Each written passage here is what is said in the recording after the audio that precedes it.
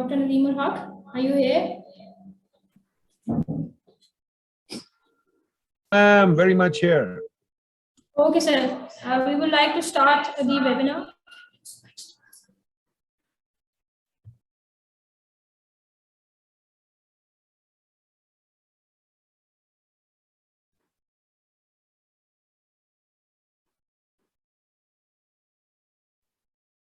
So, Assalamu alaikum and good afternoon, everyone. My name is Aisha Riaz and I'm a research officer at the Center for Law and Security. It is a moment of extreme pleasure to welcome and introduce the esteemed speakers who are here for the webinar organized by Center for Law and Security. Today we have with us two well-known economists, Dr. Nadeem Haq, who is currently the Vice Chancellor at the Pakistan Institute of Development Economics, Islamabad, and Mr. Ahmed Naeem Salik, who is a research fellow at the Institute of Strategic Studies, who will be joining us shortly. Along with the speakers, we have on board the Executive Director of the Center for Law and Security, Mr. Azhar Rahman. So on the behalf of the center, I offer my regards to the speakers for joining us to have a productive debate on the Pakistan's current economic climate. I'll just go through a brief introduction about the webinar and then we will move on to the questions. Basically, we will be discussing about the present fiscal challenges faced by Pakistan, particularly focusing on the reasons behind it and the steps that Pakistan can take to reinstate its financial stability, also highlighting the worst case scenario for the economy of Pakistan in the future. For further discussion, I would like Ms. Javeria Tariq to take over the session from here on. Thank you.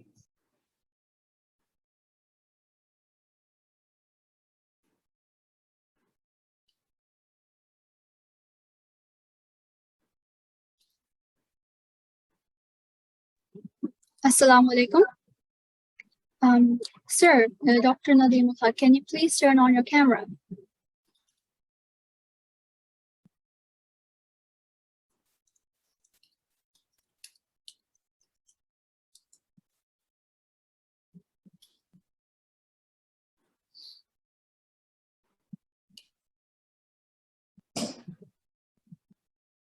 Ji doctor साहब अस्सलाम वालेकुम, आपको आवाज आ रही है जी?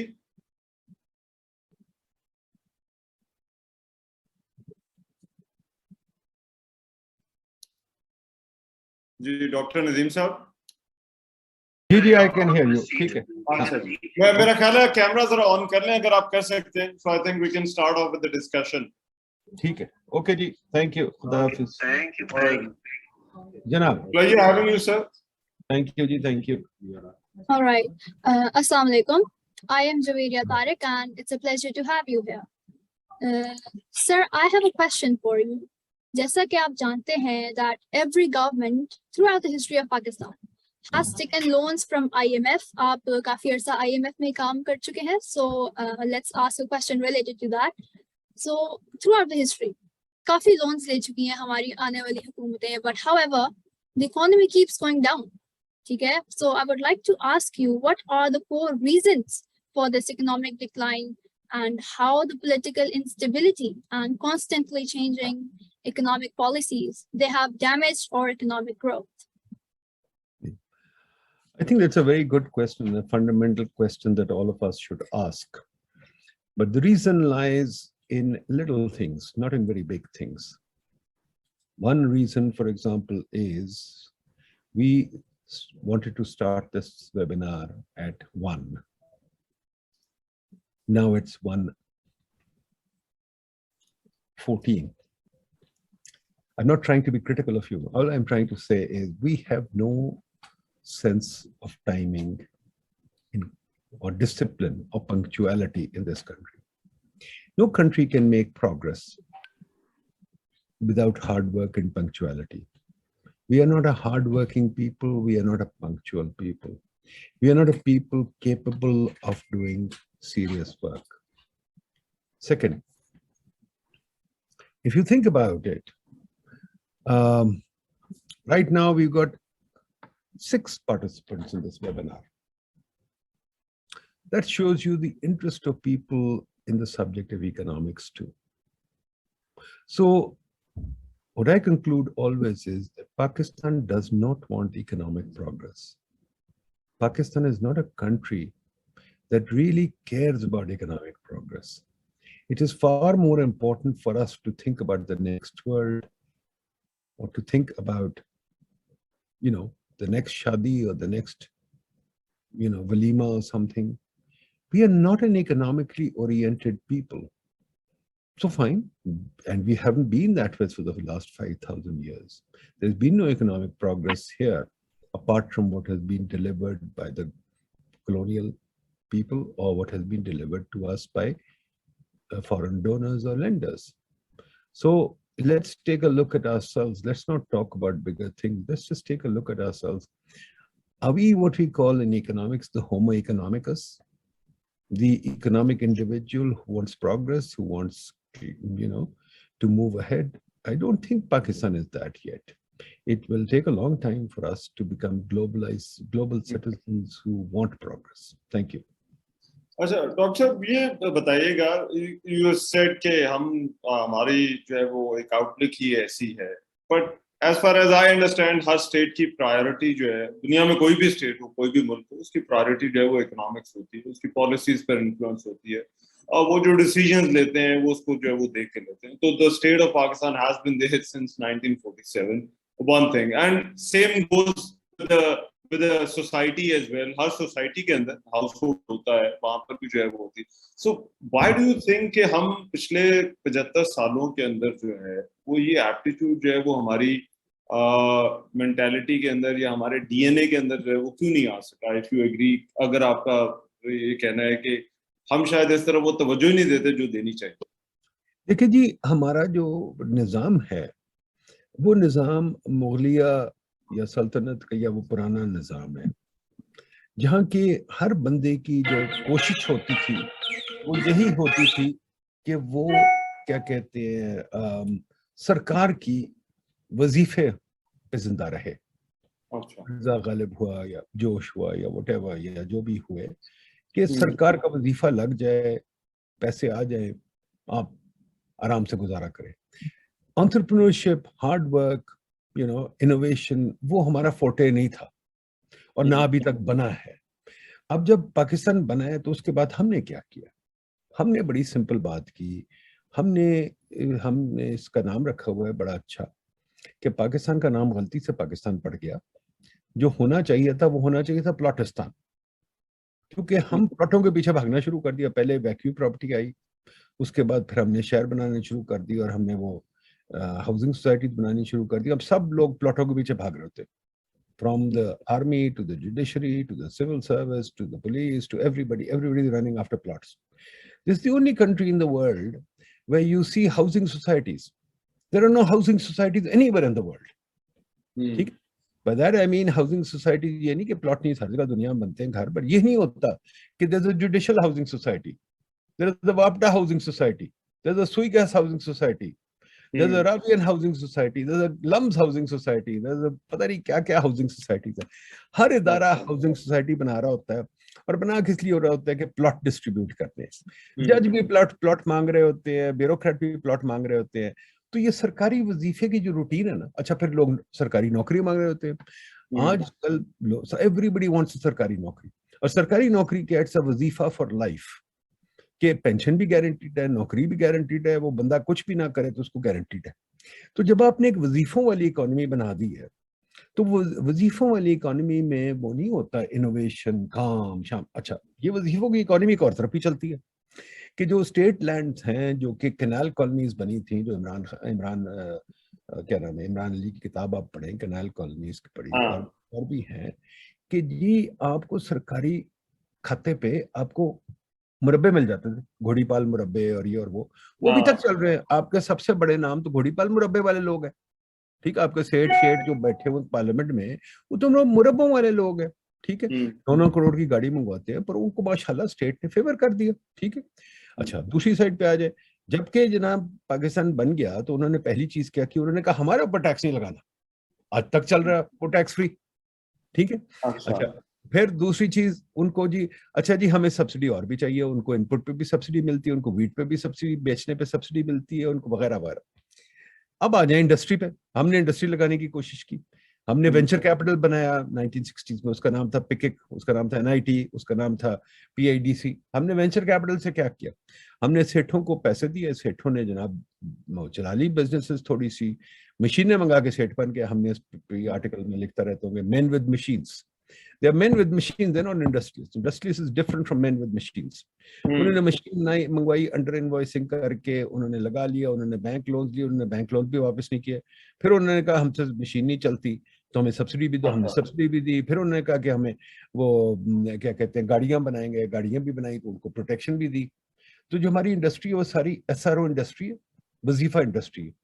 तो जब सारा मुल्क बिल्कुल वैसे है जैसे वो पुराने जमाने में बादशाह जो है वो जागीरें दिया करते थे, वो अभी जो है वो हमारे इदारे उसी तरह से जो है वो प्लॉट देते हैं, बीट जुडिशरी, फौज, बाकी भी जो इदारे हैं, ब्यूरोक्रेट्स, आपके प्लॉट जो है वो निकलते हैं।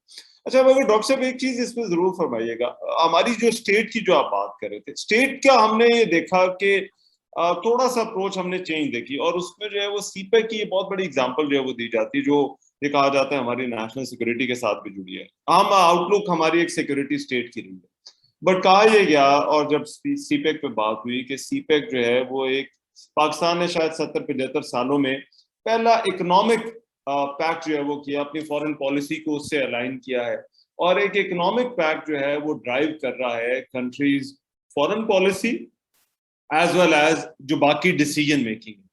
Do you agree with that कि स्टेट की जो आउटलुक है या स्टेट की जो अप्रोच है, क्या उसमें आपको लगता है कोई चेंज आई है, या अभी भी आप समझते हैं ये वही है जो इससे पहले जो है वो रही? क्या हाँ कर रहा हूँ, हाँ ओके। देखिए जी, ये बात गलत है कि सीपेक कोई नई चीज है। हम खुद ही अपने आप को फूल करते हैं बार बार। 60s में यूएसएड ने मंगला डैम भी बनाया और तरबेला डैम भी बनाया, और यूएसएड जो थी वो सीपेक से बड़ी थी। अगर आप हिसाब लगाए बाकायदा डॉलर के प्राइस अकाउंटिंग करके, तो यूएसएड वाज बिगर देन, बल्कि 2012 में यूएसएड वाज 7.5 बिलियन जो कैरी लोगर बिल में आया। ठीक है, उसके बाद डिफिट भी बीच में खिलाड़ी है, फिर वर्ल्ड बैंक भी है। मैं तो बार बार इस पे लिख लिख के तंग आ गया हूँ, हमारी economic policy is totally outsourced. ये फॉरेन पॉलिसी आपके जैसे लोग शोर मचाते हैं इंडिपेंडेंस इंडिपेंडेंस, भाई इंडिपेंडेंस अकल बीच में तो उससे तो कोई नहीं है। शुरू दिन से आपकी इकोनॉमिक पॉलिसी जो गुस्ताव पापरनेक ने बनाई, उसका वेबिनार मेरे साथ एक पढ़ा है यूट्यूब पे, आप देख लें। गुस्ताव पापरनेक ने किताब भी एक लिखी थी, सोशल इंसेंटिव वगैरह। अब पहले तो गुस्ताव पापरनेक ने बनाई, फिर इस्लामाबाद आपके डॉक्सियाडस ने बनाई, वो भी यूएसएड का कंसल्टेंट था। ठीक है, फिर आपको मैं 1000 गिना देता हूँ ऐसे लोग। ठीक है, मसला ये अभी भी मैंने अगले दिन ट्विटर पे लगाया था, हमारी जितनी पॉलिसीज बनी है recently, everything has been made by the donor. IPPs World Bank ने बनाए। ठीक है जी, आप आ जाएं PFM reform, Oxford Policy Management ने बनाया। डेट रिफॉर्म किसने बनाया, ये क्या कहते हैं फंड ने बनाया। तो हमारी सारी पॉलिसी तो बाहर से बनती है। ठीक है, तो चीन आ गया सीपेक पे, क्या बड़ी बात है, it's a continuation of the same, कोई नई बात तो नहीं है। ठीक है, सिर्फ एक हमने कोशिश की उसको ब्रांडिंग करने की, क्योंकि हमारे जो पॉलिटिशियंस होते हैं, हमारे हुक्मरान बड़े लेजी हैं, वो सोचे CPEC is a game changer. यार how can CPEC be a game changer? CPEC is not even 1% a year new investment यार। लगता बड़ा है 60 billion, but for God sake 60 billion over 20-30 years, it's not even 1% of GDP a year more. तो how can it be a game changer यार? Game changer देखें, दूसरी एक और चीज है कि आपका बाप भी आपका गेम चेंजर नहीं है। Am I right? अच्छा, can your father change your game? You have to make your own game यार। गेम कोई बाप भी नहीं बना सकता, गेम कोई भी नहीं बना सकता, गेम अपनी बनानी पड़ती है। तो ये कहना कि बाहर से आके कोई गेम चेंजर कर देगा, I think it's very strange. दूसरी चीज, हमें भी शर्म आनी चाहिए कि we are the 5th largest country in the world and we want to become somebody's project. ये अगेन वही है हमारी वजीफा मेंटालिटी कि कोई आके कुछ कर दे, हमने कुछ नहीं करना। मैं हमेशा जोक करता हूँ अपने दोस्तों से, यार मुसीबत यह है कि असी सारे सोचते हैं कि दुनिया ने साडा ठेका लिया है, असी गोल्फ खेडांगे आराम नाल। तो यार अगर ऐसे शुगर डैडीज आपके पास है, जरूर गोल्फ खेल लें। पर शुगर डैडीज जो उनसे होते हैं ना, वो unfortunately sugar daddies are never kind people, they are abusive people. Right, so you have to be careful. ठीक, मगर अभी आपको क्या लगता है, अभी आपकी असेसमेंट क्या है नाउ? हम कर्जे लेते रहे हैं, हमेशा से लेते रहे हैं, और हमेशा ये बात होती रही है कि जी के शायद अब हम जो है वो कशकोल तोड़ देंगे और ये कर देंगे, वो सारी बातें होती रही हैं। लेकिन अभी ऐसा लगता है कि शायद हमारे लिए जो है वो सिचुएशन और ज्यादा खराब हो गई है। मतलब $1 बिलियन के लिए IMF ने आपसे अपना जो स्टेट बैंक की जो इंडिपेंडेंस थी, उस पे भी जो है वो स्टेट बैंक ने लॉज बनवा लिए।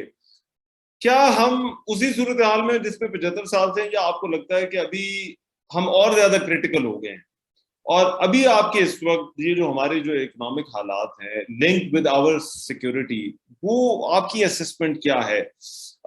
उसी तरह से चल रहा है जिस तरह से चल रहा है, या फिर हमारे हालात जो है वो अब वो for the lack of a better word कि बहुत ही नाजुक मोड़ आ गया? पहली चीज जी, सिक्योरिटी जो है ना, अभी ओवरप्ले सिक्योरिटी। ठीक है जी। What is security? I think you got a very false notion of security. हमारी एक वो सिक्योरिटी पॉलिसी भी लिखी गई, which I found is a bizarre childish job, but खैर that's besides the point. There's only one security in the world. वो मोहम्मद अली था ना, बॉक्सर, फेमस बॉक्सर।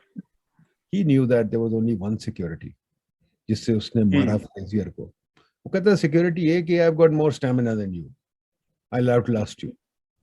ठीक है, अल्टीमेटली यही होता है, you can knock out your enemy or you can last.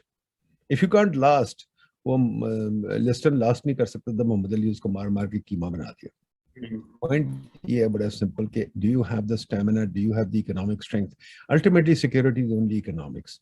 Napoleon found that out in 1815, Hitler found that out in 1944 कि जी एक ही स्ट्रेंथ होती है, which is the economy. If you stretch your lines, if you don't have the economic strength, you will lose. We've never had the economy in our sights because हम वजीफों वाली economy है। तो हमारे यहाँ कोई चेंज नहीं आ रहा, ना चेंज आएगा। वो चेंज उस दिन आएगा जैसे जब श्रीलंका से भी बुरी हालत होगी हमारे यहाँ। वो अभी तक हमारी सिचुएशन नहीं आई। जब यहाँ राइट्स होंगे, ये नहीं राइट्स होंगे कि जी इलेक्शन करा दो इमरान खान के पीछे या शहबाज शरीफ के पीछे, जल्द से नहीं चेंज आता। चेंज आएगा जिस दिन crowd actually wants a change, जिस दिन क्राउड वेक अप कर जाए कि वजीफा economy is not what they want right now. This is a वजीफा इकोनॉमी, एंड वजीफा इकोनॉमी में we can only go that far. If we want a real modern economy, what is a modern economy? Let me tell you that too. What modern economy is, where everybody is paid their marginal product, which is very important. Marginal product means that you are productive, that you are efficient, that you are claiming what you give to society. Marginal product ये नहीं होता जो मेरे पास public sector employees बैठे हुए हैं, जो PIA में एम्प्लॉइज बैठे हैं जिन्होंने PIA का बेड़ा गर्क कर दिया। वो कहते हैं हमने नहीं छोड़ना, highest employment in the world पर प्लेन, वो कहते हैं हमने नहीं छोड़ना। और हुकूमत कहती है अब बच्चे तुम बैठे रहो लाडले, तुम माशाल्लाह तुम तो नहीं निकलोगे। ठीक है, इसी तरह वो जो बैठे हुए रेलवे में, इतने बंदे बैठे हुए रेलवे में, उसको नहीं निकाल सकते। सेक्रेटेरिएट में चल जाए, किसी को नहीं निकाल सकते। तो खुदा के वास्ते वजीफों वाली इकोनॉमी तो यही होगा, जिस दिन वो लोग आए, क्राउड आएगा और वजीफे वालों को निकाल के बाहर फेंकेंगे and agree to have a change, maybe things will change, but right now I don't see any signs of change. Sir, I would like to introduce Mr. Ahmed Naeem Saleh, who has just joined us for the webinar. He is a research fellow at the Institute of Strategic Studies since July 2014, and he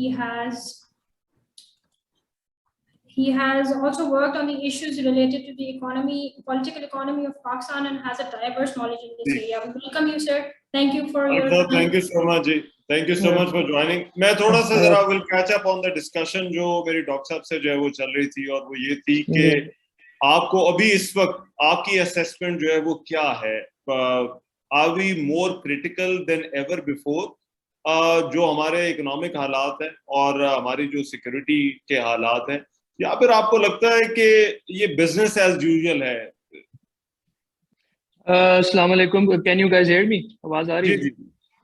अच्छा, sorry for being late, जरा हमारे एक event हो रहा था, foreign ministers आए हुए थे तो उसके साथ थोड़ा बिजी थे। तो थोड़ी सी मैंने डॉक्टर साहब की भी गुफ्तगू सुनी है, उनसे मेरी पहले भी मुलाकात होती रही, वो हमारे इंस्टीट्यूट में भी आते रहे, तो उन्होंने काफ़ी चीज़ें अभी क्लियर की हैं। लेकिन वो जो आप कह रहे हैं कि मेरे ख्याल में हमारा ऐसे ही होता है कि हम बूम और बस्ट साइकिल्स में चलते हैं। जो हमारी इकोनॉमी है वो हमारा ऐसे होता है कि जी 2 साल हमें लगता है कि जी हम बहुत अच्छी ग्रोथ हो रही है, बहुत अच्छा GDP फिगर्स आ रहे हैं, बहुत ज़्यादा चीज़ें हो रही है। लेकिन ये है कि जैसे ही हम थोड़ा सा किसी लेवल पे पहुंचते हैं तो उसके 6 महीने बाद हम बिल्कुल वापस नीचे रॉक बॉटम हिट करते हैं और हमें हर दफा ये लगता है कि ठीक है कि यही रॉक बॉटम है और हम दोबारा इधर नहीं आएंगे, दोबारा हम 2 साल करते हैं। बूम और बस्ट साइकिल जो है ये आप कह सकते हैं कि बिजनेस एज यूजुअल ही है पाकिस्तान इकोनॉमी में, क्योंकि हमारा इशू ये होता है कि हम स्ट्रक्चरल चेंजेस लेके नहीं आते। जो हमारे कोर इश्यूज हैं इकोनॉमी को, उसको हम एड्रेस नहीं करते। हमारी शॉर्ट टर्म थिंकिंग होती है। जो पार्टी आती है वो अपने एक थिंकिंग लेके आती है और उसका ये होता है कि जल्दी से जल्दी हमको ऐसा चीज कर लें, शॉर्ट फिक्सेस जिसे आप कह सकते हैं कि they try to find short fixes. वो थोड़े अरसे के लिए काम करते हैं, लेकिन जब तक आपके स्ट्रक्चरल चेंजेस इकोनॉमी में नहीं होंगे, जब तक आप प्रॉपर फिक्सेस नहीं लेके आएंगे, तो वही हम इसी साइकिल में फंसे रहेंगे। और हमारा ये होता है कि दोबारा फिर हमारे पास कोई चीज रहती नहीं है, तो हम एक अपना कटोरा पकड़ते हैं और IMF के पास चले जाते हैं कि काइंडली अभी आप हमें बेल आउट करें। तो ये सिचुएशन चलती रहेगी और उसमें हमारा पॉलिटिकल इंस्टेबिलिटी जो है वो भी बहुत बड़ा रोल प्ले करती है, क्योंकि अनफॉर्चुनेटली पाकिस्तान में ही होता है कि जो भी डेमोक्रेटिक गवर्नमेंट आती है वो प्रॉपर तरीके से फंक्शन उस तरह नहीं कर सकती। वो 3 साल चलती है, 3.5 साल या 4 साल जैसे पहुंचने लगते हैं तो कोई ना कोई हालात खराब होने शुरू हो जाते हैं। या अभी पीपल्स पार्टी की गवर्नमेंट देख लें जो पिछले लास्ट 10-15 ईयर्स में, नून की गवर्नमेंट देख लें, PTI की गवर्नमेंट देख लें, तो जैसे ही अगर वो या कोई पॉलिसी इम्प्लीमेंटेशन की तरफ जा रहे होते हैं या कोई लॉन्ग टर्म प्लानिंग देख रहे होते हैं, तो साथ ही पोलिटिकल इंस्टेबिलिटी क्रिएट हो जाती है और वो थोड़ा बहुत जो कोई अच्छी चीज हुई भी होती है तो वो भी उधर ही वापस रह जाती है। तो हम वापस आके उधर ही खड़े हो जाते हैं जहाँ से हमने 4 साल पहले स्टार्ट किया होता है। तो ये इसलिए साइकिल जो है ये चलता रहेगा। तो जब तक इस पे हमारा ये कि जितने भी स्टेट एक्टर्स हैं दे अभी, क्योंकि हालात काफी ज्यादा खराब है और अभी हम काफी ज्यादा आइसोलेटेड भी हैं दुनिया में, हमें ये चीज देखने की जरूरत है कि हमारे वो वाले हालात नहीं है कि हमें सऊदी अरेबिया आके हमें बेल आउट कर देगा, UAE बेल आउट कर देगा। उनकी अपनी इकोनॉमीज भी हैं, वो अपने उनके वो trying to diversify their own economies, और उनके पास इस तरह वो पैसे नहीं पड़े हुए कि वो आपको बेल आउट करते रहेंगे। क्योंकि आपने एक वो हैबिट बना ली है कि आप हर 4-5 साल बाद चले जाते हैं सऊदी अरेबिया का टूर मारते हैं कि ऑयल हमें डेफर्ड पेमेंट्स पे दे दें, UAE से कुछ आप 2-3 बिलियन ले आते हैं, वो आपके स्टेट बैंक में डाल देते हैं ताकि आप अपनी इकोनॉमी सपोर्ट कर लें। बट वो मुल्क भी अभी आपको उस तरह हेल्प नहीं कर रहे। अभी आप देखें कि जो हमारे नए PM आए हैं वो दौरा करके आए हैं सऊदी अरेबिया का भी, UAE का, बट उस तरह उनको वो अभी तक वो नहीं मिला। उन्होंने भी कहा जी कि आप पहले IMF जब तक आपको क्लियरेंस नहीं देगा तो हम आपके उस तरह बेल आउट नहीं कर रहे। ठीक है, इवन और लास्ट पॉइंट में ये कहता हूँ कि चाइना के साथ भी आप देख लेंगे, चाइना की इन्वेस्टमेंट भी काफी स्लो हो गई है। जो 2014 में एक CPEC स्टार्ट हुआ था और 15-16 में एक पीक पकड़ा था इन्वेस्टमेंट ने, कि चाइनीज बड़े उस तरह थे और वो बड़े आपके साथ उस तरह कहते, पर चाइनीज ने भी थोड़ा अपना हाथ पीछे कर लिया, क्योंकि वो भी पॉलिटिकल अनसर्टेनिटी जो यहाँ पे है, तो चाइनीज भी श्योर नहीं है कि उनकी इन्वेस्टमेंट जो वो यहाँ लेके आएंगे तो उसका उनको रिटर्न भी मिलेगा, या पाकिस्तान को सस्टेन कर सकता है कि नहीं। आपको सारिक साहब लग रहा है हालात बड़े बदले हुए हैं। डॉक्टर साहब ये आपकी इस पर क्या राय है? What is your comment on this कि ये जो कहा जा रहा है कि हालात ही बड़े खराब हैं, टाइम बुरा है, लेकिन अभी तो बहुत ही बुरा टाइम जो है वो दुनिया में जो है वो चल रहा है। डॉक्टर नदीम साहब देखिए जी, I mean, a bad workman blames his tools. And वो चूहे ने जब हाथी को देखा तो उसने कहा यार मैं भी बड़ा तकड़ा था, बस बचपन में बीमार हो गया था। अच्छा, ये बड़ी ये ब्लेमिंग, हम सारी जिंदगी ब्लेम करते हैं किसी और चीज को, अपनी तरफ नहीं देखेंगे। बात सिंपल सी है, वजीफा इकोनॉमी है। वजीफा इकोनॉमी में क्या होना है? मैं आपसे छोटी सी बात पूछूं, हमने ओलंपिक में मेडल ही कभी नहीं जीता फॉर द लास्ट 30-40 ईयर्स। वो 1-2 जीते थे गलती से। हमने दुनिया में क्या किया है? हमने दुनिया में कभी कुछ नहीं किया। ठीक है, quite frankly we are a people who really need to look at ourselves। गिरेबान में मुंह झांक के देखें भाई हम क्या हैं। जैसे मैंने कहा ना, हम तो we can't even conduct a meeting यार। मैं तो रोज वेबिनार्स करता हूँ, I know we can't even conduct a meeting। क्या करें? So what is it that we can do? मैं पहले तो ये सोच लें ना, what is it that we have to sell the world? So I think there is a lot of introspection that needs to be done. Governments are always pie in the sky. They are more interested in their protocol. They are more interested in their plots. I don't even call anybody corrupt. To my mind, nobody is corrupt. Everybody is innocent. Until they prove them, everybody is innocent. यहाँ बड़ा आसान है, मैं उठ के आपको भी कह दूं corrupt, इनको भी कह दूं corrupt, वो तो बड़ा आसान है। But I think we are not corrupt. I think we are bloody incompetent. We are bloody incompetent. Let's face it. आज हो गए आपको 15 साल आपके बिजली के क्राइसिस को। You have lost 7 trillion in the beginning crisis and you are losing 2.8 trillion more. ठीक. Have you even got a single paper, white paper, or a commission or a study to understand the problem kya hai? We are such a stupid country, we can't even solve that problem. बताएं, मैं कहाँ से अच्छा, शुरू करूं? ये बड़ी interesting बात है. अभी वो चाय वाली क्योंकि बहस जो है वो बहुत ज्यादा चल रही है. आप ये देखें कि पूरा मुल्क जो है वो चाय पीता है, लेकिन हम अभी तक जो है वो चाय बनाने का और फिर उससे जो रिलेटेड इंडस्ट्री है उससे मुतालिक हम पॉलिसी नहीं बना सके. और आप बात कर रहे हैं कि जी कि अच्छा ये हम बाहर से चीजें मंगवाते हैं. सो दिस एक्चुअली शोज कि हमारी पॉलिसी मेकिंग जो है वो कितनी जो है वो तगड़ी है. बिल्कुल सही कह रहे हैं, बिल्कुल सही कह रहे हैं. ये किताब हमने छापी है जी. हाँ नजर आ रही है आपको? जी जी जी. पाइप नहीं, पाइड नहीं, ये किताब है जिसका नाम क्या है, पढ़ा जा रहा है आपसे? ये है स्लज ऑडिट. Sludge audit. ठीक है जी. ये क्या है? पाकिस्तान का दूसरा नाम है NOC-स्तान. आपने अपनी जिंदगी में कितनी दफा अपने फॉर्म टेस्ट करवाए हैं? ओ बहुत दफा सर. ये तो हर चीज के लिए जो है वो फॉर्म टेस्ट होते हैं. स्टैम्प पेपर कितनी दफा लिए हैं? तो अब मेरा ख्याल है आप कहीं भी घर लेना है, रेंट पर लेना है, कोई और काम करना है, एफिडेविट और स्टाम्प पेपर जो है वो तो चाहिए होता है. सरकारी दफ्तर में कितना टाइम आपकी जिंदगी का कटा होगा? अभी थोड़ा कम हो गया, पहले जरा ज्यादा होता था. पहले तो बहुत ज्यादा होता था हर चीज के लिए जाना. आप में से कोई बाहर रहा है? मैं रहा हूँ. किधर? बाकी मैं अमेरिका में. तो मुझे बताइए, how many offices do you know the address of in America? नहीं, वैसे कभी नहीं. एक दफा वो डीएमवी जो होता है, जो जहाँ पे लाइसेंस होता है वहां पे जाना. उसके अलावा did you ever go to any office? नहीं, उसके अलावा तो पता नहीं. ठीक है. Now that's a modern society.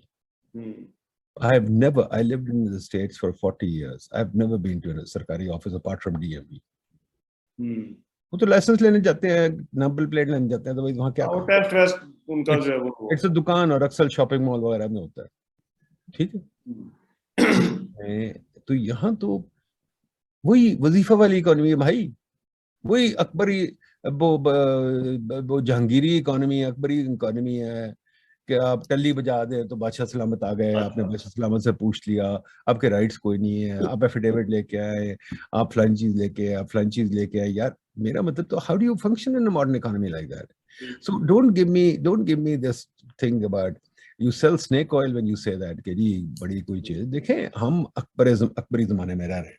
मेरी हैसियत कोई नहीं है, आई डोंट एग्जिस्ट, मेरी हैसियत कोई नहीं है. जबकि जब तक के ग्रेड 17 अफसर ये ना कहे कि नदीमुल हक एग्जिस्ट. आपको पता है ना अटेस्टेशन का मतलब क्या है? उसने अटेस्ट करने का भाई तू एग्जिस्ट करना है. ये गोरे के जमाने में ठीक था कि जनाब जॉन स्मिथ कहता था नदीमुल हक, चलो मान गया यार, वो एम्परर, मैं तो नाचीज छुद रहा हूं, मान गया. आजकल के जमाने में खुद मुख्तार मुल्क में एट एज 75 हम अटेस्टेशन कर रहे हैं. तो फिर मैं अकबरी जमाना ना कहूं तो क्या कहूं? मुझे प्लीज बता दें. अच्छा, प्रोटोकॉल पे अगले दिन कल मैंने गिना कि एक कोई ऑर्डिनरी बंदा था, नॉट इवन कोई मिनिस्टर था, उसके पास 5 लैंड क्रूजर्स प्रोटोकॉल में थी. पेट्रोल 300 रुपए का हो गया और 5 लैंड क्रूजर वो चलाता फिर सरकारी एक्सपेंस पे, आपके मेरे एक्सपेंस पे. अच्छा, उसको कौन मारने को फिर रहा है? उसको क्यों चाहिए 5 लैंड क्रूजर्स? क्योंकि वो जब नीचे उतर आता है तो फिर तो हमारे जैसे ही हो जाता है ना. तो मैं वेट कर ले तो उसको बाद में मार लूंगा. ये तो तमाशे हैं sir. We are not even looking at them very carefully. ये अकबर बादशाह वाले तमाशे हैं. पूरा मुल्क ही वही है. It hasn't changed. We haven't become modern. We are Akbar बादशाह with Zoom and with cell phones. Interesting जी. अच्छा, जैसे कि डॉक्टर नदीमुल हक साहब ने कहा कि हम अपनी ही इनकॉम्पिटेंसी की वजह से इस इकोनॉमिक क्राइसिस में हैं और इसको ठीक भी करने वाले हम ही होंगे, कोई बाहर से खिजर तो आके हमें रास्ता दिखाएगा नहीं. सो मिस्टर सालिक साहब से मेरा ये क्वेश्चन है कि ऐसे क्या सॉल्यूशंस हो सकते हैं जो कि कॉन्क्रीट हों, जो कि इस सिचुएशन में हमें अप्लाई करने चाहिए ताकि हम थोड़े इकोनॉमिकली स्टेबल हो सकें? डॉक्टर साहब ने बहुत अच्छी बातें की डॉक्टर साहब की, क्योंकि जो रिसर्च बहुत ज़्यादा है तो वो बेहतर मेरे से इस चीज़ को समझते हैं। मैं खाली एक चीज़ इसमें ये कहना चाहूँगा कि हमने अपना साइज ऑफ गवर्नमेंट जो है ना वो इतना ज़्यादा बढ़ा दिया, क्योंकि हर जो हुकूमत आती है वो अपने आगे 10-15 बंदे हर अदारे में फिक्स कर जाती है जिनका कोई मेरिट बेस नहीं होता। और इस तरह कितनी हुकूमतें गुजर गई हैं और वो कितने बंदे बैठे हुए हैं। इस तरह ही हमने पीआई का भट्टा बैठा दिया, हमने स्टील मिल का भट्टा बैठा दिया, हमने ओवर उनको क्राउड करके ऐसे लोगों को बिठा के जो गोस्ट एम्प्लॉइज हैं जो तनख्वाहें ले रहे हैं और वो एग्जिस्ट ही नहीं करते। तो आपका एक तो इनकॉम्पिटेंस वहां से आती है, मिसमैनेजमेंट है स्टेट की तरफ से। स्टेट का खुद पता नहीं है कि उन्होंने कल होना है, जैसे अभी जो करंट गवर्नमेंट को ये नहीं पता कि उन्होंने कल होना है कि नहीं होना, अभी वो फैसला वैसे नहीं कर सकते। तो इस गवर्नमेंट से एक्सपेक्ट करना कि कोई ऐसी चीज करेंगे जो हमें इकोनॉमिक क्राइसिस से निकाल सके, तो ये हमारी बड़ी वो भूल होगी। अच्छा, मगर क्योंकि सालिक इनको साहब एक चीज इसमें बताइएगा, हमारे बहुत सारे इकोनॉमी, आई नो बहुत सारे इश्यूज होते हैं, लेकिन लेट्स जी जस्ट फोकस मैं चाहता हूँ जरा हो जाए। हमारे कहा जाता है कि जी हमारी एक किलिंग प्रॉब्लम है और वो है करंट अकाउंट डेफिसिट, और ये जो है जी वो हमारी जो है वो तमाम खराबियों की जो जड़ है वो ये है। सो जी व्हाट इज योर प्रोपोजिशन, ये क्या मामला है, ये क्यों नहीं हम फिक्स कर पाते? और अगर हमें इसे लॉन्ग टर्म फिक्स करना है तो फिर किस तरह से करना है? क्योंकि इस पर जो भी गवर्नमेंट आती है, जो मिनिस्टर नया आता है, उसकी अपनी अपनी अप्रोच होती है कि इसको मैंने जो है वो डील कैसे करना है। ये क्यों है? सबसे पहले तो मैं एक प्रेफेस चीज करना चाहूंगा कि जो इकोनॉमी है ना वो लॉन्ग रन में ज्यादा ऑपरेट करती है, शॉर्ट टर्म फिक्सेस नहीं होते। हमारी कंटिन्यूटी ऑफ पॉलिसीज नहीं है। जैसे हमारी कोई एक्सपोर्ट पॉलिसी है उसमें कंटिन्यूटी नहीं है कि हमने किस तरह उसको लेके चलना है या क्या करना है। सबसे पहले तो हमारा ये इशू होता है कि हमें इस चीज का क्लैरिटी नहीं है कि हमारी 5 साल बाद पॉलिसी क्या होगी या इवन उससे थोड़े 4 साल बाद क्या पॉलिसी होगी। सबसे बड़ा इशू ये है कंटिन्यूटी ऑफ पॉलिसी। दूसरा हमें देखना है कि हमारे पास क्या ऐसी चीज है जो हम दुनिया में बेच सकते हैं। जैसे डॉक्टर साहब ने पहले मेंशन किया कि हमारे पास बहुत इतना कुछ नहीं है जिसमें हमारे पास कोई कॉम्पिटिटिव एडवांटेज है। एक रह जाए कि हमारे पास टेक्सटाइल रह जाता है। टेक्सटाइल का भी, क्योंकि जो बिजली का आ जाए यार आपकी बिजीनेस ही नहीं मुझे ओ दे रही है। मेरा ख्याल है तो हाँ सॉरी जी, तो सॉरी वो नहीं जी, जो जिस तरह मैं कह रहा था कि जिस तरह हमारे पास जो एक हमारा मेजर एक्सपोर्ट है टेक्सटाइल। ठीक है जी, टेक्सटाइल का भी हमारा, क्योंकि जो एनर्जी क्राइसिस पिछले 15 साल से चल रहा है उससे आधे से ज्यादा तो आपकी इंडस्ट्री टेक्सटाइल की वैसी बंद हो गई है। तो आपका जो एक्सपोर्ट का जो है आपका जो आ रहा है उसमें से पैसा वो आप 20 बिलियन से ऊपर जा ही नहीं सकते। वो 20 बिलियन के राउंड अबाउट आप फिरते रहते हैं, उससे ऊपर जाते नहीं, क्योंकि आपके पास गिनी चुनी 2-3 चीजें हैं उसको आप करना। और दूसरा हमारा जो इम्पोर्ट बिल है, 70% ऑफ आवर इम्पोर्ट बिल जो है वो आपका है ऑयल इम्पोर्ट। ठीक है, हमारा कोई भी दुनिया में ऑयल शॉक आता है तो हमारी वैसे ही करेंसी बैठ जाती है, हमारी इकोनॉमी बैठ जाती है, हमारा इम्पोर्ट बिल इतना ज्यादा हो जाता है कि हमारा करंट अकाउंट हमारे, क्योंकि ट्रेड एक्सपोर्ट बढ़ता नहीं है। और जैसे ही आपके ऑयल प्राइसेस दुनिया में बढ़ती हैं तो हम ऑयल शॉक्स को मिटिगेट करने के लिए अभी तक हमने कोई पॉलिसी नहीं बनाई कि हम इसको कैसे मिटिगेट कर सकें। उसमें हमारे पास आसान हल, जैसे मैंने पहले मेंशन ये किया था कि हम उठ के सऊदी अरेबिया चले जाते हैं, वो हमें $3 बिलियन की डेबिट पेमेंट पे ऑयल दे देते हैं, तो हम कहते हैं चलें जी थोड़ा मिटिगेट हो जाए। लेकिन अब वो हालात भी नहीं है।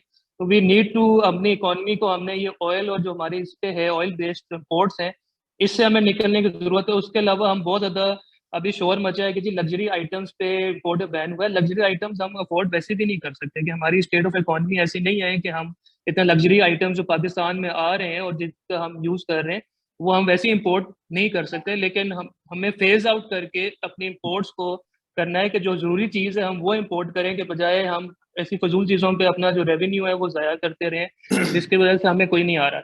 तो उसकी वजह से ये हमारा जो इम्बैलेंस है ट्रेड के अंदर ये रहता है। सबसे पहले हमें डिवर्सिफाई करने की जरूरत है, उस पर हमें अपने ह्यूमन जो कैपिटल है उस पर बहुत जरूरी है फोकस करना। जब तक आप अपने ह्यूमन कैपिटल पे फोकस नहीं करेंगे, हम वैसे बहुत नारा मारते हैं जी कि हमारा यूथ बल जो है, बहुत यूथ है, आधे से ज्यादा यूथ तो आपका मोटरसाइकिल पे वारागर्दी करता बाहर फिर रहा है, दे नॉट प्रोडक्टिव। अच्छा, ठीक है ना, ठीक। उसको आपको इस्तेमाल नहीं कर रहे क्योंकि उनकी प्रॉपर ट्रेनिंग नहीं हो रही। आप देखें कि आप किस चीज में आपको कुछ कर सकते हैं, कि उनको आईटी में आप देखें कि आईटी के लिए आपको जरूरी नहीं कि कंप्यूटर सॉफ्टवेयर की इंजीनियरिंग की डिग्री आपके पास हो तो आप आईटी में कुछ कर सकते हैं। आप डिप्लोमा करके भी लोगों को एम्प्लॉय कर सकते हैं। छोटे मोटे स्किल्स लोगों को सिखाएं ताकि वो प्रोडक्टिव हो। स्मॉल एंड मीडियम एंटरप्राइजेस में आप इन्वेस्ट करें। हमारा हमेशा ये होता है कि बड़ी इंडस्ट्री लगा दें। बड़ी इंडस्ट्री आप चला ही नहीं सकते क्योंकि आपके पास वो एक्सपर्टीज ही नहीं है, बड़ी इंडस्ट्री चलती कैसे। ठीक है, जो गोरा अच्छा आपको थोड़ी बहुत अच्छा, मैं इंडस्ट्री छोड़ गया।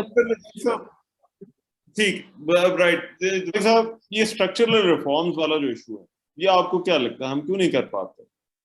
We know but structural reforms are needed. हमें पता है कि क्या होनी चाहिए, हमने क्या ठीक करना है, और वही बात मैं जो डॉक्टर साहब से पूछ रहा था कि बेस्ट प्रैक्टिसेस हमारे पास हैं, चीजें हमारे पास है, हमें पता है, पॉलिसीज दुनिया ने भी बनाई हुई हैं और कहीं ना कहीं हम भी जो है वो बनाते रहते हैं, क्यों नहीं हो सकती या हो सकी अभी तक? इसमें देखें जी, सबसे बड़ी चीज जो है कि क्यों नहीं हो सकती, क्योंकि इसके लिए आपको पॉलिटिकल विल पावर और टफ डिसीजन लेने की जरूरत है। अभी जो अच्छा। भी पार्टी कोई गवर्नमेंट में होती है वो कभी टफ डिसीजन नहीं लेती, क्योंकि उसको होता है कि जी हमने आगे इलेक्शन लेके लड़के फिर आना है, तो वो कभी टफ डिसीजन लेते नहीं है। वो सब कॉस्मेटिक सर्जरी ऊपर ऊपर से कर देते हैं, बट टफ डिसीजन नहीं लेते। अभी जो आपका पेट्रोल का ये प्राइस हाइक हुई है, ये इवन पीटीआई गवर्नमेंट में भी होनी चाहिए थी, क्योंकि आपकी आईएमएफ के अंडर थी और आप सस्टेन नहीं कर सकते थे इसको, जो प्राइस हाइक हुई है। लेकिन अब वो आईएमएफ आपकी अगर आर्म ट्विस्टिंग नहीं करता, तो ये भी आपने अभी भी फ्यूल इंक्रीजिंग नहीं करना था। तो वो क्योंकि टफ डिसीजन लेने की किसी गवर्नमेंट में या उसके पास कैपेबिलिटी नहीं है हमारी किसी लीडरशिप में कि वो कौम के मफाद को देख के कोई फैसला कर सके। हर बंदा जो है वो अपने मफाद के अंदर इंटरेस्टेड है। जो आप पहले भी बात कर रहे थे कि स्टेट क्यों नहीं इसको चीजों को उनको पता है फिर भी क्यों नहीं कर सकते, क्योंकि स्टेट में जो लोग हैं वो इधर उनका कोई उनका है ही नहीं, स्टेक ही नहीं है। ठीक है, ज्यादातर के जो स्टेक्स हैं वो मुल्क से बाहर हैं, तो वो उनको इस चीज से फर्क नहीं पड़ता, क्योंकि अगर कोई चीज नीचे साउथ जाती है तो वो तो फौरन मुल्क से सबसे पहले बाहर निकल जाते हैं। ठीक है, तो उनका स्टेक्स ही नहीं है कि वो इस चीज को, क्योंकि जो सिस्टम जिस तरह स्टेटस को चल रहा है वो उनको सपोर्ट करता है। ठीक है, वो उनके फायदे में है कि वो उसको स्टेटस को साथ चलाते रहे, हल्का सा कोई मसला होता है तो वो फौरन बाहर चले जाते हैं। हमारी इतनी शॉर्ट टर्म मेमोरी है कि जो कल्चर के डॉक्टर साहब बात कर रहे थे कि जिनको हम पहले 2 साल पहले करप्ट कह रहे होते हैं, उनको हम वोट उनके खिलाफ डाल के दूसरी पार्टी को लेके आते हैं, 2 साल में उनकी सारी करप्शन हम भूल के हम कहते हैं जी वो साफ हो गए, दोबारा वापस आ गए। तो आप ये देखें ना कि हमारा कल्चर क्या है, तो हम किस तरह चीजों को चेंज करेंगे, क्योंकि हमारी शॉर्ट टर्म मेमोरीज है। हम खाली गिमिक्स पे जाते हैं कि जी कोई बड़ा प्रोजेक्ट आपका मेट्रो शुरू कर दिया विदाउट रियलाइजिंग कि मेट्रो को सब्सिडी आप टिकट के दे रहे हैं, वो गवर्नमेंट के कहाँ से पैसे पूरे करेंगे। आपने मेट्रो बना दी, लोगों ने कहा जी देखें जी मेट्रो बन गई, बहुत वो हो गया। अभी तक आप मोटरवे जो आपने बनवाई थी लाहौर वाली, उसका कितना अर्सा आप कर्जा उतारते रहे, आपने कर्जे भी सड़क बना दी, उसके साथ आपका जो था कि जी हम इकोनॉमिक बात है कि हमारी ये क्यों उसी का आगे सिलसिला है कि जहां पर ये बात होती है कि हमारी स्टेट से बहुत एक्सपेक्टेशंस होती हैं कि स्टेट जो है वो हमारे लिए जो है वो करे और स्टेट ही जो है वो रिस्पॉन्सिबिलिटी भी जो है वो उठाए। हाँ जी, दूसरा इसमें खाली मैं एक चीज ऐड कर दूंगा, देखिए हमने प्राइवेट सेक्टर डेवलप पाकिस्तान में किया ही नहीं। बाहर की हम बात करते हैं, बाहर प्राइवेट सेक्टर जो है वो स्टेट से ज्यादा बड़ा एम्प्लॉयर है, प्राइवेट सेक्टर ज्यादा आपकी R&D करता है और वो एम्प्लॉय करता है लोगों को, उसके स्टेक्स होते हैं और उन्होंने लोगों ने पैसा लगाया होता है, तो वो उसको फिर स्टेट को वो उसके करते हैं कि हमने पैसा लगाया तो हमें इस तरह आप ये चीजें दें, और स्टेट वो इंश्योर करती है कि प्रॉपर उनको वो ऐसे बना के दे सिचुएशन जिसमें वो ऑपरेट कर सके। हमारा तो पाकिस्तान में प्राइवेट सेक्टर है ही नहीं। आप प्राइवेट सेक्टर देख लें कितनी इन्वेस्टमेंट है, क्या है, कोई यहाँ पे तो प्राइवेट सेक्टर उसमें ऑपरेट ही नहीं कर रहा है, इसलिए हमारी ना कोई R&D होती है, ना कोई रिसर्च होती है और ना कोई काम इस तरह हो रहा है। वो स्टेट सबसे बड़ा एम्प्लॉयर है, स्टेट ने बंदे रखे हुए हैं, वो लोग उस तरह चली जा रहे हैं। डॉक्टर साहब ने कहा कि बिल्कुल सही बात है कि हम काम करना चाहते नहीं है। मैं खुद सरकारी दफ्तर में काम करता हूँ, यहाँ पे हम 11 बजे तो सुबह की चाय चल रही होती है, तो आपने उसके बाद बाकी क्या काम करना, दोपहर को 1 बजे खाना आ जाता है, नमाज ब्रेक आ जाती है, 4 बजे उठ के चले जाते हैं, 2 घंटे में क्या काम करेंगे, फाइलें पड़ी रहती हैं, जमा होती रहती हैं, तो फिर वो काम इस तरह तो नहीं चलता ना। तो वो कुछ लोग करना चाहते भी नहीं, और जो करना चाहता है उसको फिर आप आगे नहीं आने देते, क्योंकि वो आपको लगता है कि यार कि ये फिर कुछ करेगा तो मेरिट की ये कहीं आगे ना निकल जाए हमसे, हम ये कहते हैं कि हम आगे ना जाएं लेकिन कोई हमारे से भी आगे ना जाए, गलत है। अब आप ये देखें कि हमारे पास पाइट जैसा अदारा है इतना बड़ा, इसमें डॉक्टर साहब एक उनका वर्ल्ड रिनाउंड आपके पास इकोनॉमिस्ट हैं, आप देख लें कितने यहाँ पे हैं गवर्नमेंट वाले जिन्होंने डॉक्टर साहब को बुलाया हो कि आप हमारे साथ बाकी आके बैठे ऑन सीरियस नोट और हम आपसे सीखना चाहते हैं। वो वैसी एक लिप सर्विस करने के लिए इनको कहीं बुला लेंगे, बट इनसे फायदा कौन उठा रहा है। अब इस तरह के लोगों को हम जाया कर रहे हैं, जो हमारे पास एक बेस है हम उनको यूज ही नहीं कर रहे जो प्रॉपर आपको बता सकते हैं। और इस तरह के काफी लोग हैं हमारे पाकिस्तान में जो कुछ करना चाहते हैं, तो बट हम उनको यूज असेसमेंट वही है कि ये हमारे कल्चर का, हमारा जो डीएनए है, जो सोसाइटल डीएनए है, उसका इशू है और उसको हमें जो है वो फिक्स करना होगा अगर हमने इन चीजों को लॉन्ग टर्म। जी, इसमें खाली मैं एक चीज ऐड करना चाहूंगा, ये हमारा कल्चर इसलिए बन गया है क्योंकि हमारा लैक ऑफ लॉ है। यहाँ पे लॉ की कोई नहीं, यहाँ पे जो ताकतवर है उसका लॉ है, वो जो चाहे फैसला करा दे। आपका PM और CM जो है उन पे करप्शन केसेस चल रहे थे, अभी वो गवर्नमेंट में आए हैं तो करप्शन केसेस सारे गायब हो गए। दोनों पे केसेस हुए हुए थे ना, जैसी पावर में आए हैं सब भूल गए। अब जो पिछले वाले थे उन पे केस खुल गए। तो आपका गरीब आदमी जो होगा वो तो कचहरी में फिरता रहेगा या थाने के चक्कर मारते रहेगा। उसके लिए लॉ कुछ और है, किसी और के लिए लॉ कुछ और है, और हमने शॉर्टकट्स ढूंढ लिए हैं कि हम सिस्टम को कैसे सर्कमवेंट कर सकते हैं। जब आपकी सोसाइटी में पता है कि हमें कोई पकड़ वाला नहीं है, अगर हमारे पीछे कोई बैठा हुआ है, तो फिर आपका जब लीगल स्ट्रक्चर सही नहीं चल रहा तो आप किसी को काउंटेबल ठहरा ही नहीं सकते, तो फिर ये आपका कल्चर इससे ही बनता जाएगा। तो हर बंदा उसी चीज में अपने में लगा हुआ है और शॉर्टकट्स ढूंढ रहे हैं और उसमें शॉर्टकट मारी जा रहे हैं और मुल्क को हम तबाही की तरफ ले गए हैं। अब लेके क्या जाना है, अब हम खड़े हैं ब्रिंक पे। और दूसरा हम कहते हैं कि जी हम कंपेयर करते हैं, लास्ट एक ऐड करना चाहूंगा कि ये बड़ा आसान आजकल मीडिया में चल रहा है जी, श्रीलंका ना बन जाए। Sri Lanka went through a civil war, bloody civil war उनकी बहुत ज्यादा हुई है, हमने तो उस तरह की सिविल वॉर नहीं देखी। और श्रीलंका का आप उनकी इकोनॉमी फिर देखें, उनमें एजुकेशन रेट देखें, उनका हेल्थ देखें। श्रीलंका एक छोटा आइलैंड है और उन्होंने बहुत फिर भी तरक्की की है। अभी जाके उनके कुछ हालात खराब हुए हैं, बट हम तो पिछले 75 साल से ऐसे चल रहे हैं। श्रीलंका 75 हम तो साल से 75 ऐसे नहीं सालों चल रहा। से बिल्कुल ठीक बात, तो बिल्कुल हम ठीक। बड़ा आसानी से कह जाएंगे श्रीलंका, ये श्रीलंका अभी भी वो कौम ऐसी वो दोबारा रिकवर मेन कर जाएगी। वो चीज जो है वही बात है कि कल्चर जो है वो बदलना। जी जी जी। We are at the end of our webinar almost. I would like to ask Dr. Nadeem Sahab कि वो कोई final comment दें या what is the way forward after this? और डॉक्टर साहब एक और चीज जरा फरमा, क्योंकि इस पे बहुत ज्यादा बात हुई इस वेबिनार में, तो आई वांट योर ओपिनियन। ये स्टेट बदल सकती है, ये सोसाइटल डीएनए? क्योंकि या तो फिर आप सोसाइटी तो अब जाहिर बात है यही रहेगी, अगर हम वो सोसाइटी के एवोल्यूशन के ऊपर जाएंगे तो उसमें शायद बड़ा टाइम लग सकता है, बट क्या स्टेट का कोई रोल हो सकता है ये हमारा कल्चर और हमारा माइंडसेट बदलने में? ये स्टेट का बहुत बड़ा रोल है। स्टेट अपने आप को मॉडर्नाइज कर ले, स्टेट अपने आप को अपने प्रोसेस ठीक कर ले, स्टेट प्लॉटिस्तान खत्म कर दे, स्टेट एनओसीएस्तान खत्म कर दे, स्टेट सब्सिडीज खत्म कर दे, स्टेट लोगों को काम पे लगाए, स्टेट पब्लिक सेक्टर वर्कर्स को ये कॉन्ट्रैक्ट उनका ठीक करे कि जी ये नहीं कि वो पीआईए का बेड़ागर कर दे, रेलवे का बेड़ागर कर दे, गवर्नमेंट का बेड़ागर कर दे। ये सब चीजें स्टेट के हाथ में है, अगर स्टेट समझे और करना चाहे। सबसे बड़ा प्रॉब्लम यह है कि हमारी स्टेट में समझ ही कोई नहीं है। They are so drunk on their protocol, they are so drunk on their power कि उनको सोचने का मौका ही नहीं होता है। एक और जो बहुत बड़ा हमारे मुल्क में प्रॉब्लम है वो ये है this business of crisis. We are a country that is in a perpetual crisis, 75 years of crisis. आपने कभी फिल्म देखी है वो डांटेस पीक या टावरिंग इन्फर्नो? या उसमें भी जब आग लगती है तो क्राइसिस होता है, पर एक मौके पे आके वो बैठ के प्लानिंग रूम में बैठ के प्लान करते हैं, उसके साथ डील करते हैं। हम क्राइसिस में रहते हैं, लंबी लंबी मीटिंगें करते हैं। वो हमारा मीटिंग वाला छपाई नहीं यार, लंबी लंबी मीटिंगें हम करते हैं। वो उस पर भी हमने लिखा है कि मीटिंग कल्चर हमारा क्या बकवास है। तो फिर क्या करेंगे आप? ठीक है ना। एक चीज स्टेट चेंज कर, स्टेट का काम होता है लीड करना, पर लीड वो तब करते हैं अगर उनमें कोई अकल हो। पर सॉरी, स्टेट और सिविल सोसाइटी का भी इंटरेक्शन होता है, सिविल सोसाइटी भी काम होता है। हमारा मीडिया इतना जाहिल मीडिया, सारे एंकर सारे अकले कुल वो भी बने बैठे हैं। आपको पता है मुझे बजट के वक्त 10 एंकरों का फोन आया, एंकरों का नहीं, उनके चमचों का। मैंने उन सबसे कहा, मैंने कहा यार मैं एंकर क्यों नहीं मेरे से बात करता? If he wants me why doesn't he invite me? अभी मैं जाता नहीं ज्यादा, ठीक है। फिर वो कहता है, मैंने कहा अच्छा तुम्हें पता है मैं कौन हूं? Guess what he said? नहीं। मैंने कहा फिर मुझे क्यों बुला रहे हो? ठीक है, ये 10 पीपल। एक ने कहा कि, मैंने कहा अच्छा, एक ने कहा जी आपका नाम कैसे स्पेल होता है? मैंने कहा फिर मुझे क्यों बुला रहे हो? एक को मैंने कहा तुमने मुझे गूगल किया, एक को मैंने कहा तुमने मुझे गूगल किया। आप जैसे लोगों को जाना चाहिए। कहता है, मैंने कहा मुझे नहीं जी, आगे से जाहिल मिलते हैं। मैंने कहा जी आपने मुझे गूगल किया? कहते नहीं किया। मैंने कहा यार इतना तकल्लुफ भी नहीं किया तो मुझे क्यों बुला रहे हो? This is the kind of people we are.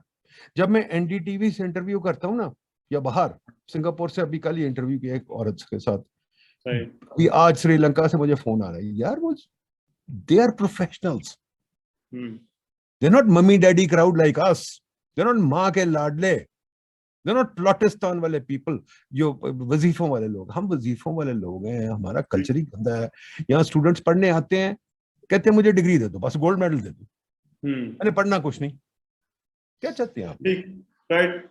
मैं जरा फाइनल कमेंट सालिक साहब आपसे भी चाहता हूँ, ये वे फॉरवर्ड, ये जो कल्चर पे, क्योंकि हम बहुत बात कर चुके हैं, ये कल्चर बदलना है, हमने कैसे बदलना? What is your take on?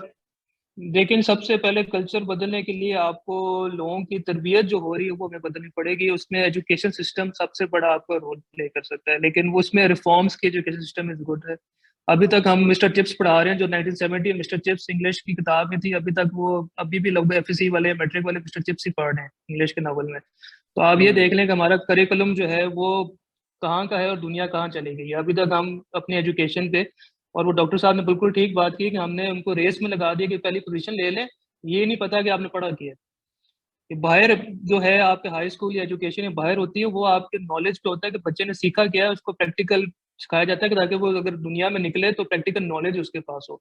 या हम बच्चों को खोतों की तरह लाद के स्कूल भेज देते हैं, बेचारों के कमरे तोड़ देते हैं, और और हमारे पेरेंट्स भी और जो बाकी सोसाइटी में एक्सपेक्ट किया जाता है कि जो फर्स्ट पोजीशन लेके बस आ जाए, आता जाता चाहे उसको कुछ ना हो।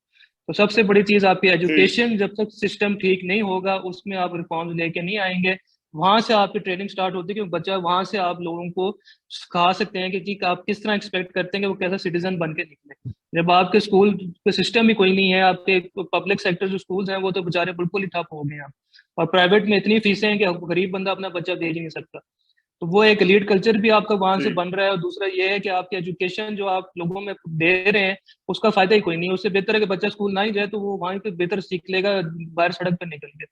और दूसरी चीज जो सबसे इंपॉर्टेंट है वो आपको अपनी पॉपुलेशन को कंट्रोल करना है, क्योंकि आपकी पॉपुलेशन जो है वो हद से निकलती जा रही है, और हम इस पे कोई फोकस किसी का नहीं है कि पॉपुलेशन, क्योंकि हमारे रिसोर्सेज इसको चीज को मैनेज नहीं करते थे। जब तक आपकी पॉपुलेशन डायरेक्टली लिंक्ड है हमारी इकोनॉमी के साथ, हर चीज के साथ है। जी, क्योंकि पॉपुलेशन आपकी वो इतनी हाथ से निकल गई कि उसको आप कंट्रोल ही नहीं कर सकते, उनको आप एजुकेट ही नहीं कर सकते, उनको सीधा रास्ता दिखा ही नहीं सकते, क्योंकि वो आउट ऑफ कंट्रोल होती जा रही है। और अब हमें इस पे फोकस करने की बहुत जरूरत है। ये प्राउड होने की बात नहीं है कि हम अगर मोस्ट पॉपुलस मुस्लिम स्टेट बन जाएंगे, this nothing to be proud of. Bangladesh ने अपनी पॉपुलेशन कंट्रोल कर ली है, ठीक है। एक टाइम था कि जब वो ईस्ट पाकिस्तान था, बांग्लादेश की आबादी हमसे ज्यादा थी, तो पिछले 50 सालों में उन्होंने अपनी पॉपुलेशन कंट्रोल कर ली है। उनके देखिए वो कैसे रिफॉर्म्स लेके आए, उन्होंने अपनी सोसाइटी पे इन्वेस्ट किया है। हम तो इस चीज पे लगेंगे जी, हम ज्यादा बस लगे रहेंगे जी मोस्ट मुसलमान आर्मी मुसलमान, ये हमें इस चीजों से भी निकलने की जरूरत है। We need to think outside कि हमने करना क्या, हम करना क्या चाहते हैं, क्योंकि हम फिर उधर ही आके हर 2-3 साल बाद वापस खड़े हो जाते हैं। तो ये एजुकेशन एंड पॉपुलेशन कंट्रोल हैं, ये बहुत जरूरी चीजें हैं जिन पर फोकस की जरूरत है। All right. So we are at the end of our webinar. We had a very comprehensive discussion that highlighted very significant points. Dr. Nadeem Ul-Haq gave us very thought-provoking insights, and Mr. Ahmed Sadiq also presented very critical points on the matter. It was a pleasure to have you on board. We would like to now end the webinar. Thank you so much for being thank here. you साहब और doctor, very learning experience आप दोनों से बात करके। Thank you so much. Take care. Allah Hafiz. Allah. Thank you.